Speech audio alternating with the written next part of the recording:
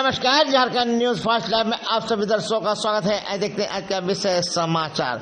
कुमार समाज जमशेदपुर द्वारा आयोजित वरिष्ठ समाज सेवी मिलन सम्मान समारोह का आयोजन साक्षी बारी मैदान क्लब हाउस में सफलतापूर्वक हुआ संपन्न। इस दौरान काफी संख्या में समाज के लोग उपस्थित, सभी ने इस कार्यक्रम को काफी सराहा। आइए देखते हैं एक रिपोर्ट।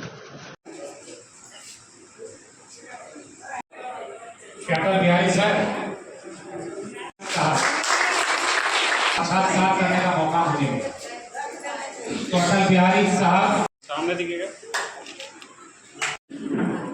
अयोध्या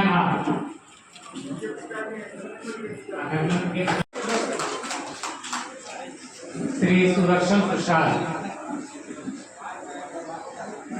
बीवी नगर टाटा मोटर से रिटायर्ड है। सुदर्शन प्रसाद से पहले श्री धर्म नारायण पंडित,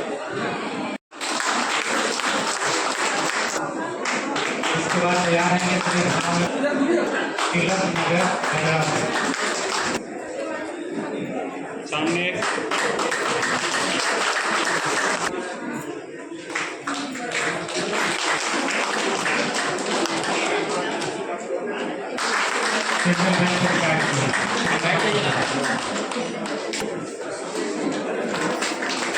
सरजीत प्रजापति, श्री मायालाल,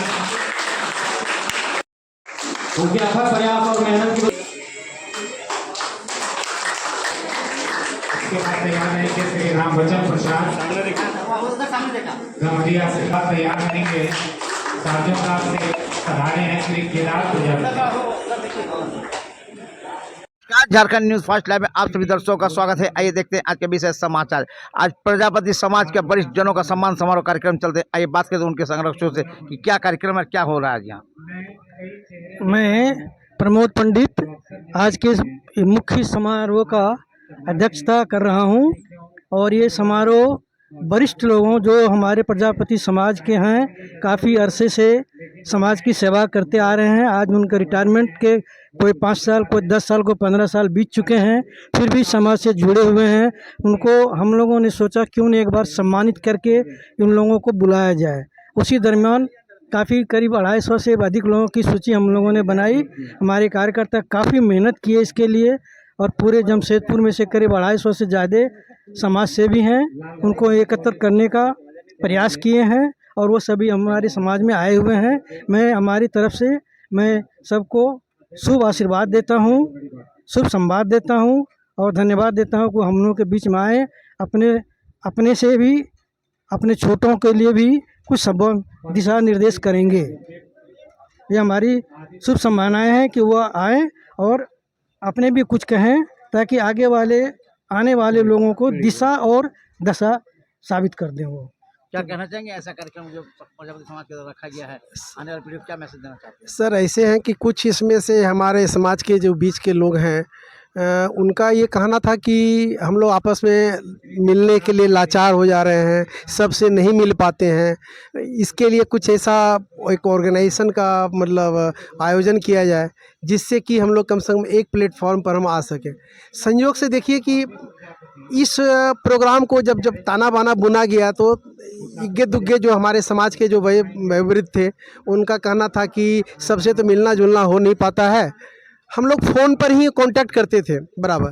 तो उस फ़ोन के आधार पर ऐसा हुआ कि 2-4 लोगों के जिसके पास में कांटेक्ट नंबर है नहीं है ना, किस हालात में है, ये सब जानकारी लेने के लिए बीच में ये महसूस किया गया कि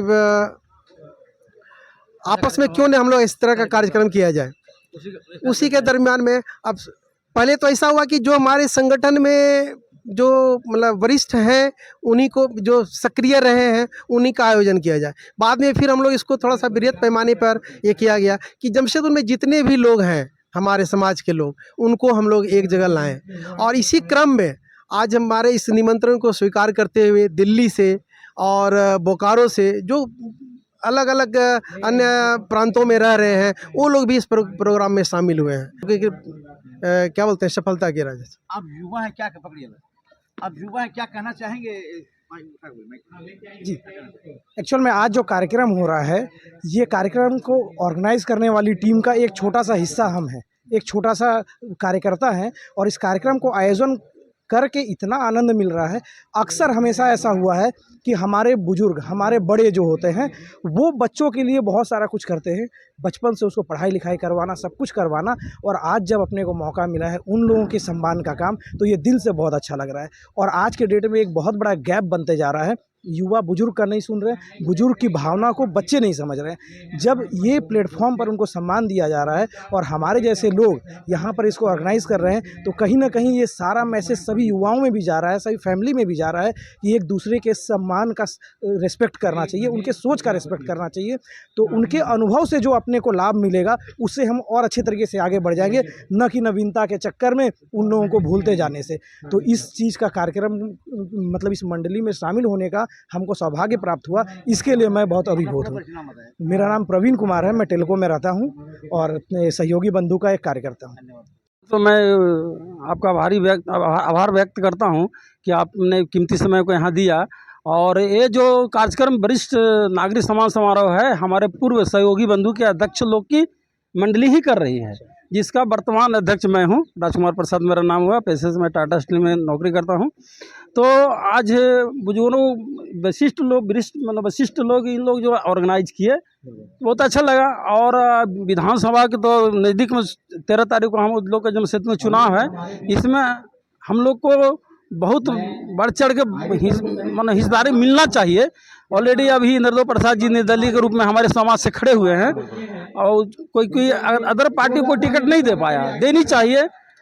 तो कहीं कहीं हम लोग की कमजोरी रहा, लेकिन आज जो एकजुटता दिखा रहे हैं, इन फ्यूचर में हम लोग लग रहा है कि लोकसभा में भी खड़े हुए थे, निर्दलीय के रूप में तीसरा पोजीशन जमशेदपुर में रहा था, और अभी भी निर्दलीय के रूप में इंद्रदेव प्रसाद जी खड़े हुए हैं, जो अच्छे उम्मीद है कि मार्क्स लाएंगे इसमें एजेंसी में। तो ये मैं गुजारिश करता हूँ कि राजनीतिक नेताओं का हम लोग को भागीदारी मिलना चाहिए राजनीति में, क्योंकि बगैर राजनीति के हम लोग आगे नहीं बढ़ पाएंगे, इसलिए यहाँ पर हिस्सेदारी मिलनी चाहिए हम लोग को। ऐसा कार्यक्रम हमेशा होने चाहिए, एकदम होना चाहिए। माइक काटे। बहुत बढ़िया लग रहा। कहाँ से हैं आप लोग?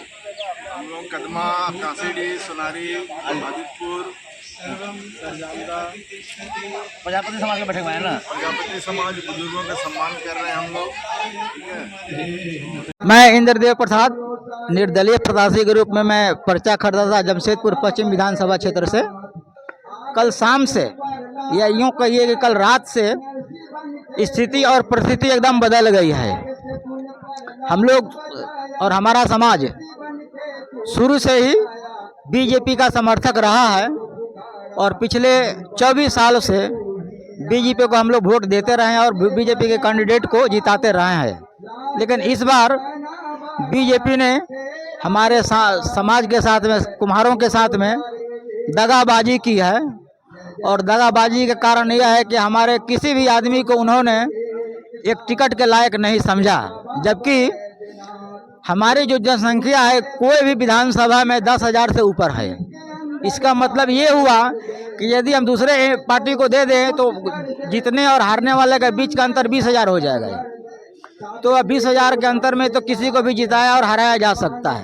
तो बीजेपी ने हमारे साथ में जो नाइंसाफ़ी की है, कुम्हार समाज बहुत निराश है, लेकिन हताश नहीं है, और अपना बदला लेने के लिए बीजेपी के कैंडिडेट को, चाहे वो कितने भी बढ़िया कैंडिडेट क्यों ना होए, चूँकि नीति निर्धारण के अंतर्गत हम लोग इस निर्णय लिए हुए हैं, हम लोग उनको हराने का काम करेंगे। तब जा कर के कुम्हारों का अपना जो अस्तित्व है और जो सीट जो चाहिए बीजेपी से वो मिलेगा हमको। इसीलिए सबसे पहले इस चुनाव में बीजेपी को हराना जरूरी है। आप चुनाव लड़ रहे हैं, इस बार निर्दलीय बोले थे? नहीं, अब मैं कल रात से स्थिति परिस्थिति बदल गई है, और चूंकि हम लोग सामाजिक न्याय के आदमी हैं, इसीलिए हमने अभी 1-1.5 घंटा पहले सुबह में माननीय स्वास्थ्य मंत्री श्री बन्ना गुप्ता जी के ऑफिस में हमें बुलाया गया था। वहाँ सामाजिक न्याय के और लोग भी थे, नाई समाज के और लोग भी थे वहाँ पर। तो चूँकि सब लोग हम लोग सामाजिक न्याय के पक्षधर हैं, तो इसीलिए यही बात हुई कि सामाजिक न्याय के लोग आपस में वोट बटे नहीं है। 2000-4000 वोट जो बढ़ जाएगा, इसका मतलब है कि हम लोग कमज़ोर हो जाएंगे। और हम लोग पिछड़ा वर्ग के कैंडिडेट को किसी भी स्थिति परिस्थिति में कमज़ोर होना देखना नहीं चाहते हैं।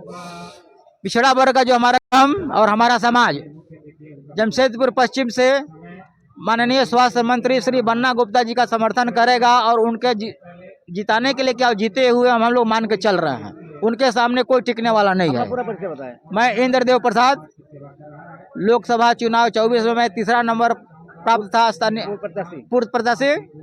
और इस चुनाव में भी मैंने अपना पर्चा खरीद लिया था। 1 नंबर में मेरा ही नाम था डीसी ऑफिस में। 1 नंबर में जमशेदपुर पश्चिम से मैं पर्चा खरीदने वाला मैं ही था। उसके बाद ही लोगों ने खरीदा है। लेकिन कल रात से जो परिस्थिति बदली है तो हमारा मन भी बदल गया है। और मन इसलिए बदल गया है कि हमारे साथ धोखा हुआ है। आप विड्रॉ कर लिए? और हम विड्रॉ कर लिया है।